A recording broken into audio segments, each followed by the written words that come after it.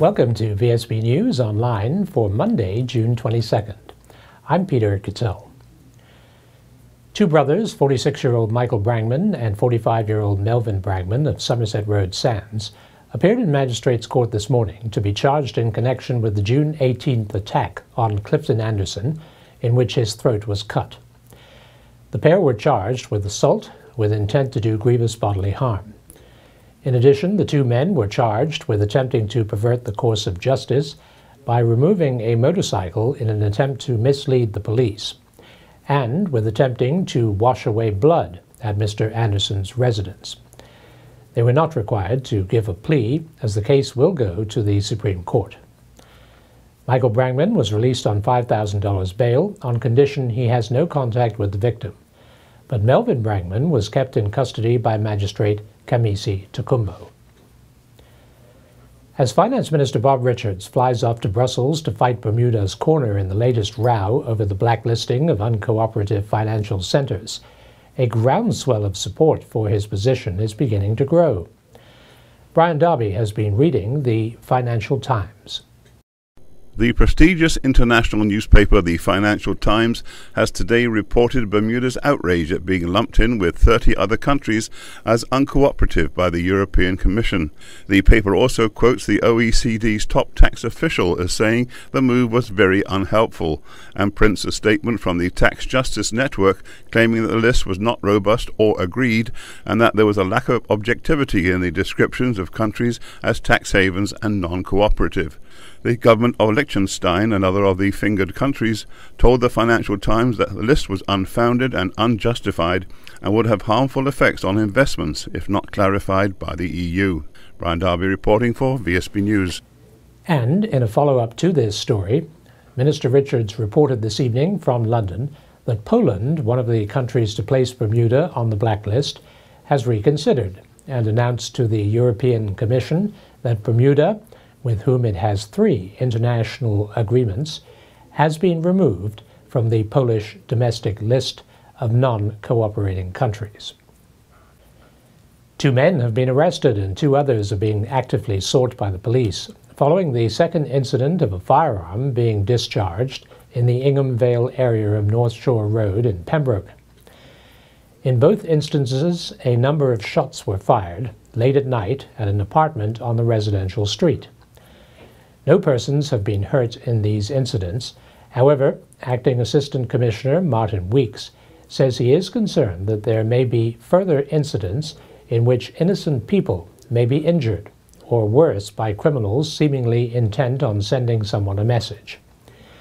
He is asking for the assistance of those who might know something to call the Serious Crime Unit at 295-0011.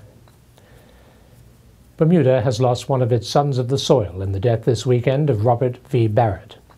Charles Webb has this tribute.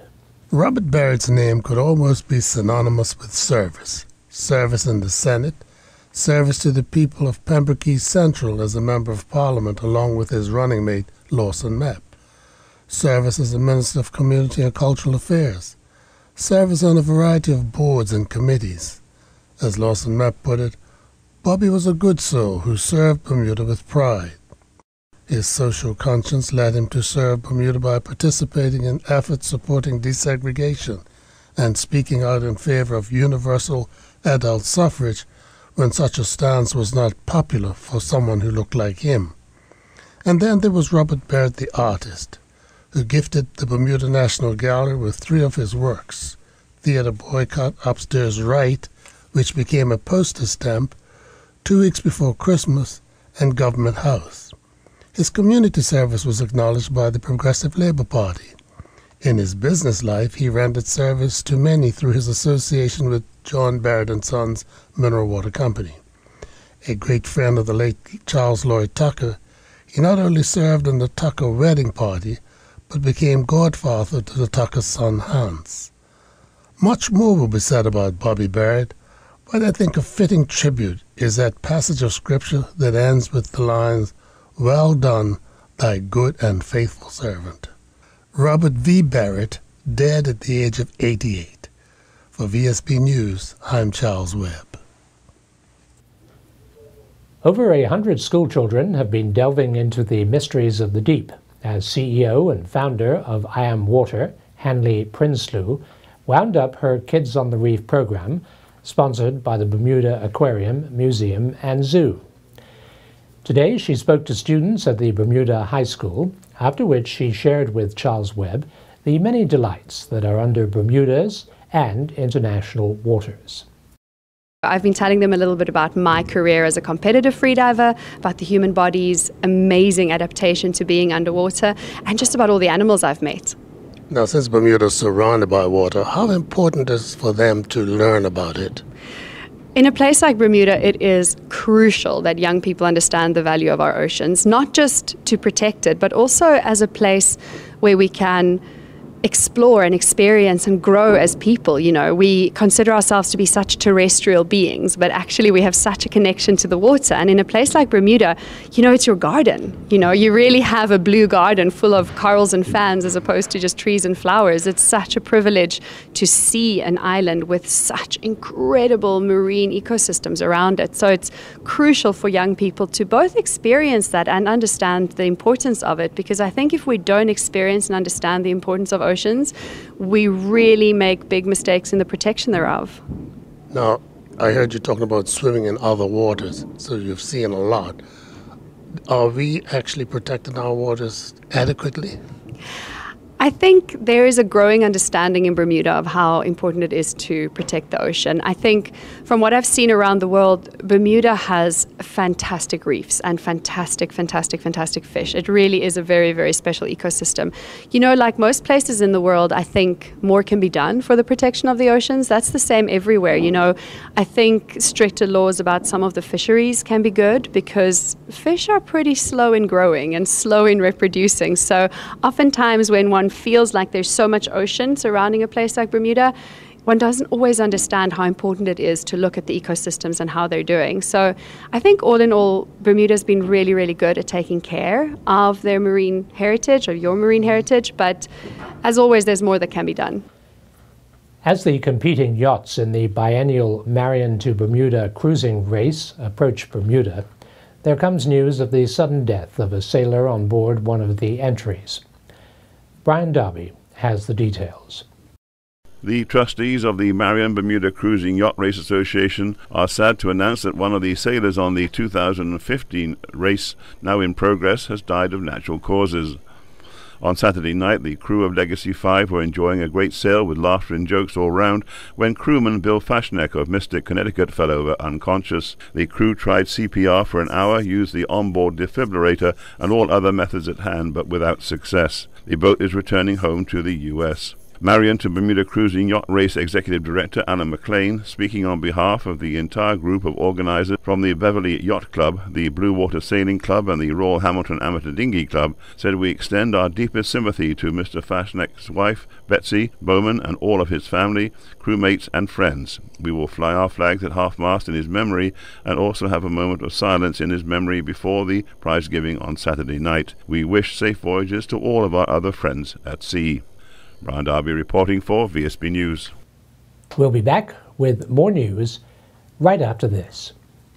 The Marketplace Food Court is you and your family's one-stop shop. Start your day at the Breakfast Bar with omelets made to order and traditional Bermuda codfish breakfast. The chefs will cook lunch and dinner to your liking.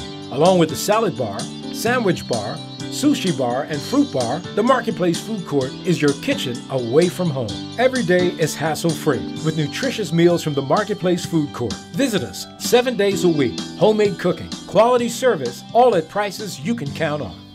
Tourism Minister Sean Crockwell revealing in Parliament that the PLP, during its tenure in government, had made a number of financial transactions without first putting them out to tender. One involved the consultancy for a yet-to-be-built hotel. This document demonstrates over a $3 million contract that was given to a particular consulting company, and it did not go out to tender. No tendering, Mr. Speaker. And as I raised this morning on parliamentary questions, the company Amblin, in a 2-year period, was paid $920,000 for hotel consultancy services. We know nothing got built. Madam Deputy Speaker, between March of 2008 and March of 2010. But yet they renewed the contract in 2010 for an additional $400,000. Nothing being put out to tender. And in fact, there are even more strange circumstances surrounding those particular transactions, which I'll get into on another occasion.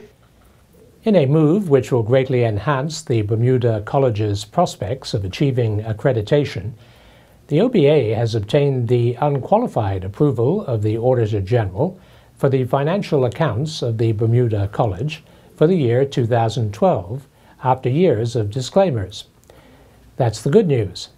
The bad news is that the college will revert to charging full tuition for all students in September to offset a decrease in the government grant. Education Minister Wayne Scott talks about the breakthrough.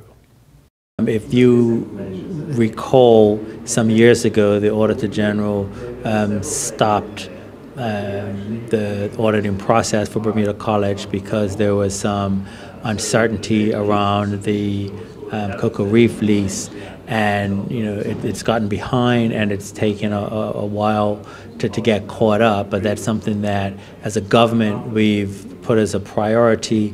And again, so with having 2010 to 2012 laid today, that's since last year this government has laid the financial statements for 2006 all the way to 2012, which puts the college in a good position. And the Cocoa Reef situation is now balanced. Well, I think that the reasons why the Auditor General stopped the audit has been clarified. Certainly there were some concerns and ambiguity over that lease and that were preventing that at the time. Right, so there's nothing sinister that's come to light. Well, I think the question was the process that went through, and whether or not that process was actually correct and proper and such. However, what is important, again, for the accreditation of the college, of course, they're just going through an accreditation process now, and the financials need to be up to snuff, if you will.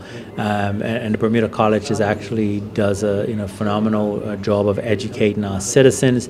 There's many agreements that the college has with universities in the U.S., Canada, and the U.K. even. So, the credits that you earn from Bermuda College are very easily transferable to other institutions. So I'd like to encourage our citizens to have a look at Bermuda College, and let's ensure that we support our college so that we can continue to have a college in Bermuda. Yet another weekly sitting of the House of Assembly has passed without the opposition taking up its controversial motion to censure the Speaker of the House, Randolph Horton, for behavior it alleges brought the democracy of these islands into disrepute. And once again, Premier Michael Dunkley has felt bound to point out the situation on the floor of Parliament. As I mentioned a couple of weeks ago, I raised my concern again that the motion laid by the opposition on May 16th in regards to the censure of the Speaker hasn't been taken up. We have purposely left ample time for debate over the past couple of weeks for a motion that the opposition seemed to have serious intent by, and week after week we've now seen it dragged on. In our opinion, on this side, it's unacceptable, and it needs to be dealt with in an appropriate way. And this side, government benches have been ready to debate this every single week. The opposition's lost their gusto on it, and that's all I will say. The annual Biz Camp, which is a core function of the Youth Entrepreneurship Initiative, is again being made available to teenagers with an interest in being trained to be business people. Executive Director and Founder Joe Mahoney tells us what the applicants can expect this year. Our Biz Camps have been running now for 15 years. I think individually maybe 700 children have gotten certificates over that period of time. So this year we start on the two sessions, 6th of July and the 16th of July at Berkeley Institute again, and we're looking for applications. The beauty of it all is you're getting to the kids before they're grown up and perhaps have had a few problems in their lives. Yeah, absolutely. So, I like middle school age kids. Our camp is 13 to 18. We tend to get the middle age. Some of the older kids come and they do well. They get a little deeper into the curriculum. But at that age, the kids are a little more malleable. And it's a good time to get them thinking about a career. Hopefully they'll get inspired and do well through high school and go on to actually launch a little business. Looking at the happy faces of the last year's winners, which you showed us, you can see that they're getting something out of it too. They were, and they, some surprise business ideas that win.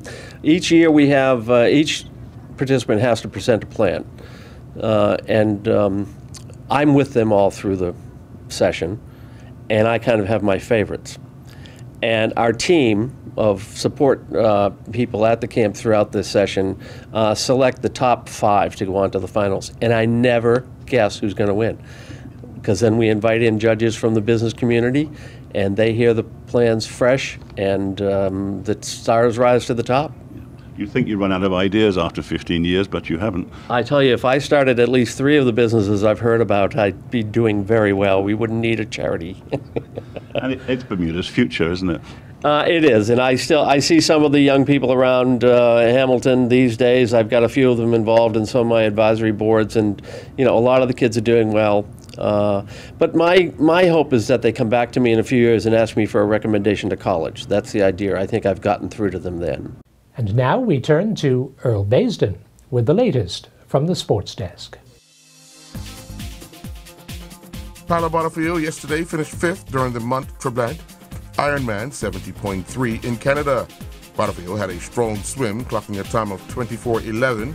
He then recorded a strong bike ride of 2:05.51, which put him in contention for a podium place going into the run. Butterfield was clocked on the run course with a time of 1:15.49 to finish with an overall time of 3:50.04. After giving up the lead in the fourth quarter, Barbados was able to use a late 13-0 run to hang on for a 78-73 win in the 2015 Caribbean Basketball Confederations Championships 7th place game over Bermuda. The day before, Bermuda came back from 19 down to take a 1-point lead over St. Vincent and the Grenadines. With less than a minute left in the game, only to fall victim to a Sean King putback to give St. Vincent and the Grenadines a 74-73 win. The Bermuda Streetball hockey team went down in their World Championship opener in Switzerland, taking on the host in front of a crowd of 4,316 spectators. Bermuda went down 1-0. In their second game yesterday, Bermuda went down 10-0 to Greece. The 2015 Bank of Bermuda Foundation ITF Junior Circuit Tennis Tournament got underway yesterday at the W.E.R. Joe Tennis Stadium. In Group 1 of the boys under 14 round robin, Ben Lyons defeated Scott Redmond 4-2, 3-5, 1-love.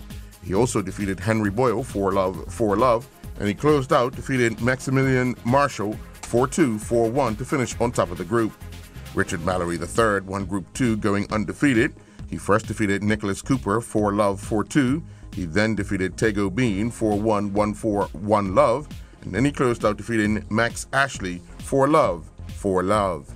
The race is on with the leaders covering some 365 miles down the line to Bermuda. 45 boats set out on their way to Bermuda in the 2015 Marion to Bermuda race midday on Friday. A total of 3 boats have now retired. Free Range Chicken, skippered by Bruce Anderson, broke a shroud and withdrew, heading back to the U.S. It's Fair Cara retired early for unknown reasons, and as you heard earlier in a newscast, the 3rd boat retired for a medical reason. Meanwhile, 4 boats went to the start line for the Alton Millet Comet Race Regatta in the St. George's Harbor yesterday. Stephen Dickinson and his crew, Pat Young, sailed to victory 3 times, with Maxwell Curtis and his crew, Stephen Furbett, finishing second 3 times. Quentin Simons and his crew, Greg Proctor, recorded 2 second-place finishes and 1 fourth, while Mikey Woolman and his father, Paul Woolman, finished 4th twice and 3rd once. On Saturday, Western Stars retained the Central County Cup with a 139-run victory over North Village. At St. John's Field, Brian Hall scored 79 runs to lead Western Stars to a total of 272 all out. Andrew Griffith was the pick of the North Village bowlers with figures of 9.1 overs, 4 for 60. In reply, North Village were bowled all out for 133. Mike Levin was their top scorer with 29. Elijah Keynes led the Western Stars in the bowling attack, taking 2 for 19 off of 3 overs, while Swain Campbell took 2 for 27 off of 10 overs that included 2 maidens.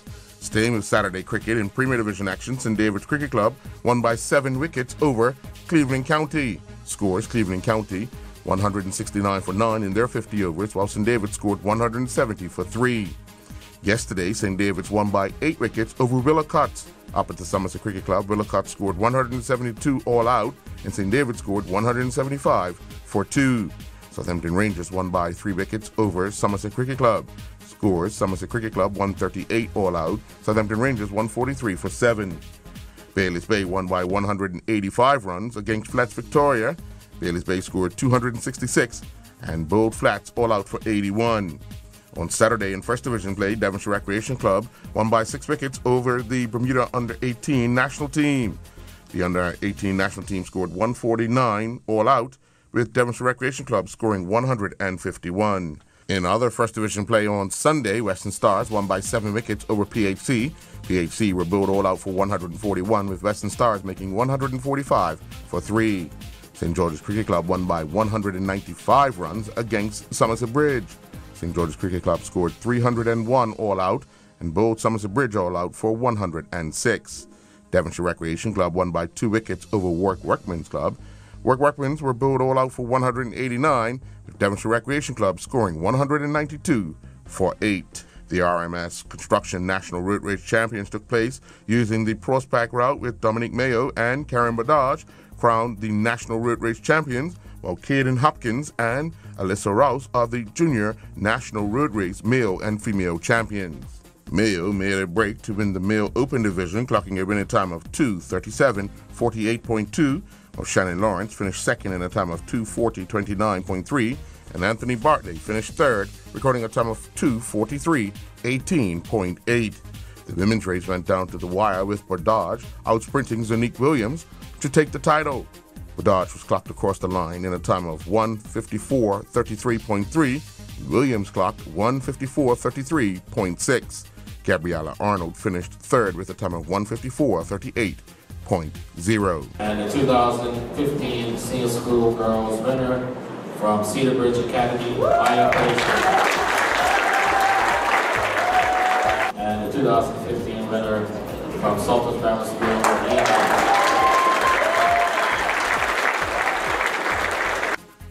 I'm Earl Baston reporting for VSB Sports. Looking at the weather for Tuesday, June 23rd, it will be partly cloudy with a possible afternoon shower. Winds will be southwesterly and moderate, decreasing light to moderate at times. We are expecting a high near 85 Fahrenheit and a low near 77 Fahrenheit. This weather forecast is courtesy of the Bermuda Weather Service. Thank you for watching VSB News Online for Monday, June 22nd. I'm Peter Cattell.